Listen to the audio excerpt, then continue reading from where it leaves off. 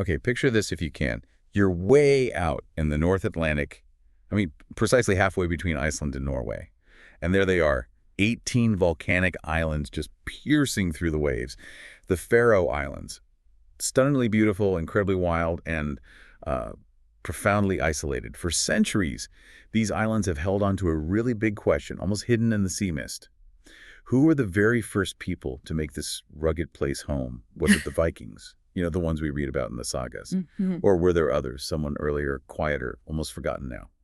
So today, you're with us on this deep dive. We're going to try and unlock some of the mysteries buried under the Faroes' ancient stones and, well, their unwritten history. And it's a fascinating puzzle. It's definitely more than just geography. This really gets to the heart of how we understand early exploration across the North Atlantic. Honestly, every little clue helps us piece together that incredible story of human movement and, frankly, courage across some really wild oceans. Okay, let's unpack this then. Where do we usually start? It's a traditional story, right? Exactly. The Vikings. Yeah, the medieval Icelandic saga, the Faroe saga.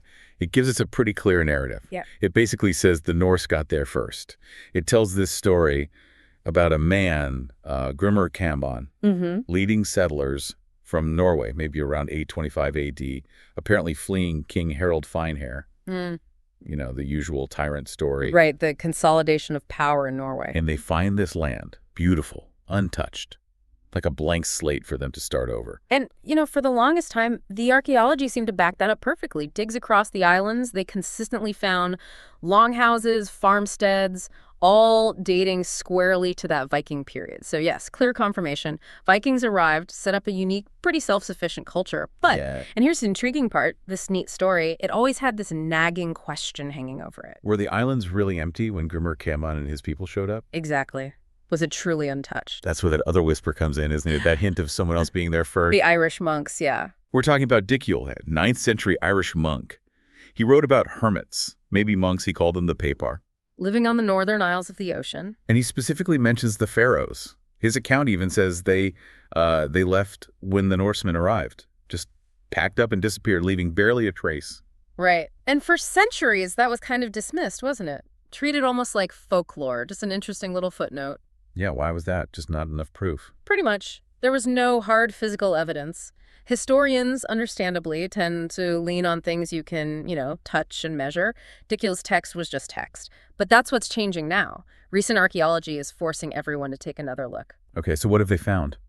Well, in one village, there are traces of what looks like it could be a very early structure, something potentially pre-Norse. And maybe even more significantly, they've found evidence, actual charred grains of cultivated barley. Barley. Before the Vikings. Barley, from before the accepted date of the Viking settlements. That points towards some kind of agriculture happening earlier than we thought. Wow.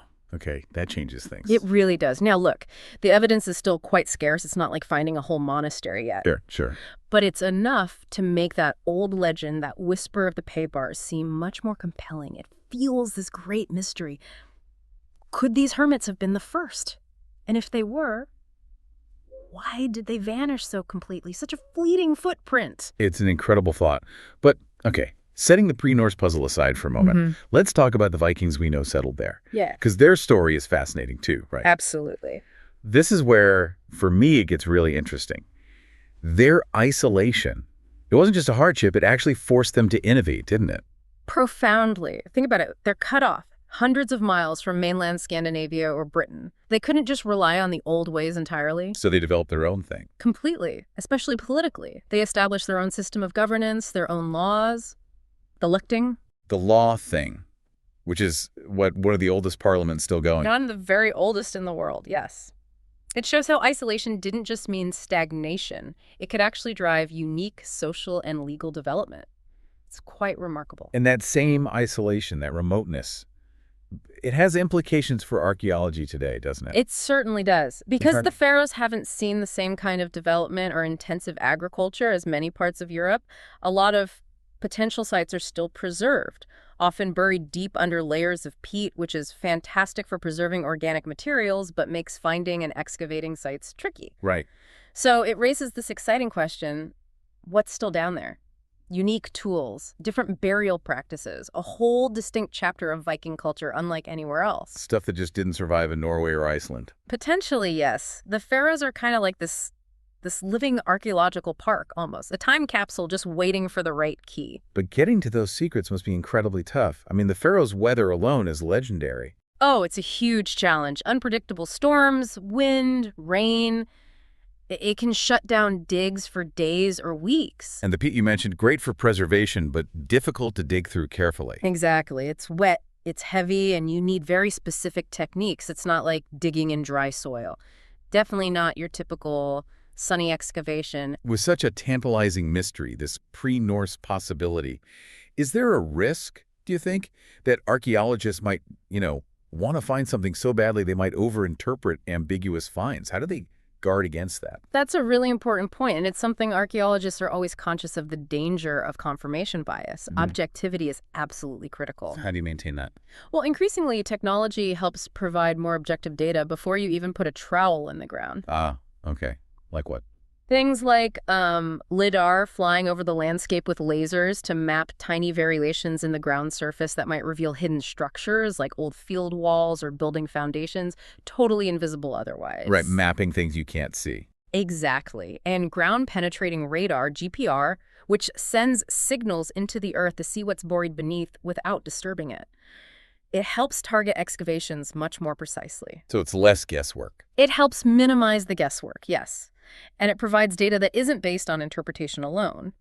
But ultimately, you still need careful excavation and analysis. With every core sample they take, analyzing pollen and sediments, with every new remote sensing scan, they're searching for that definitive proof, the smoking gun, if you like. To finally answer that question, was Grimur Kamdan the first name we know because he was truly the first, or just the first whose settlement really stuck? Precisely. It's kind of mind-boggling to think those islands, those silent stones, have held these secrets for, over 1,200 years? It really is. And if you zoom out, look at the bigger picture, whatever story the evidence finally tells us, it's going to be significant. Is it a story of these incredibly tough Vikings arriving on a completely empty stage? Or is it a story where they arrive to find remnants of an earlier, perhaps quieter, group, those Irish Hermits whose presence was almost wiped from history? Either way, it changes the narrative. It absolutely adds a crucial new chapter to how we understand the whole push into the North Atlantic. It reminds us that history isn't always in the loud sagas, Sometimes it's written in these faint, humble traces left in the soil. The Faroes story is still being written, really. It's unfolding slowly as the evidence comes in. A lost world being revealed. And discovering clear, unambiguous proof of a pre-Norse settlement. That wouldn't just be big for the Faroes. It would be a genuine game changer for our understanding of European settlement across the entire region.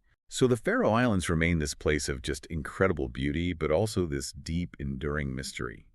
A real testament to the willpower of whoever got there first, the Vikings we know, and maybe those forgotten pioneers too. Their ancient landscapes are still holding the keys, challenging historians and archaeologists. Absolutely. And digging into the Faroes past, it's really a journey into understanding survival itself in that era. Every island settled back then was a massive achievement of human grit and exploration. It's a powerful reminder of that relentless drive to explore that really defined the Viking Age. And it tells us there's always more beneath the surface, more layers to uncover than we initially think. It makes you wonder, doesn't it? What other places, maybe considered empty in our histories, might have their own quiet, earlier stories just waiting for us to find them? How much do we really know about how the world was first settled?